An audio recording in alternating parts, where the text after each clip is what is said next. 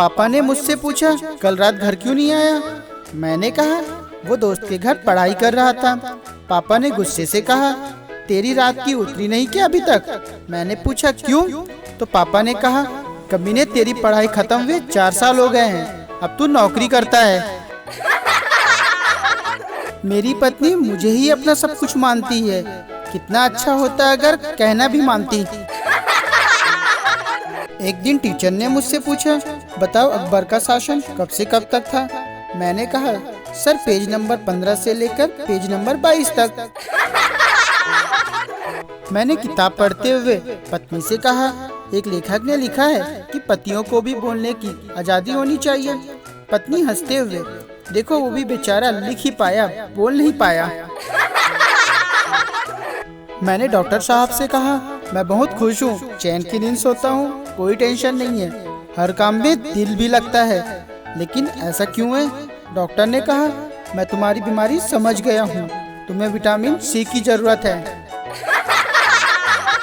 इस मिलावट के जमाने में सिर्फ बिजली विभाग ही है जो शुद्ध माल बेचते हैं। विश्वास न हो तो हाथ लगा कर देख लो। मैं एक दिन आधा किलो जलेबी खा के बिना पैसा दिए जाने लगा तो दुकानदार ने कहा ओ भाई पैसे। मैंने कहा नहीं है।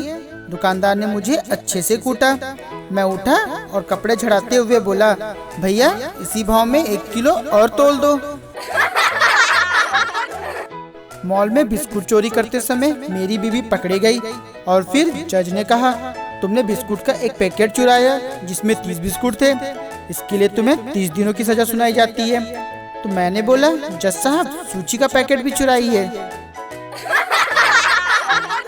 कभी कभी नेट इतना धीरे चलता है कि मन करता है कि आप सबके घर जा जाकर अपनी पोस्ट दिखाऊं। वैलेंटाइन डे के पहले दिन गिफ्ट शॉप पर वकील साहब मिल गए। वो 40 कार्ड ले रहे थे। सब पर उन्होंने भेजने वाले की जगह लिखा तुम्हारी जान पहचान गए ना, शाम को मिलते हैं, लव यू। पूछने पर बताया पिछले वैलेंटाइन डे पर आसपास की कॉलोनियों में ऐसे ही 20 कार्ड भेजे थे। कुछ ही दिन में तलाक के 4 केस मिल गए थे। इस बार 40 भेज रहा हूँ, धंधे में सब जायज है।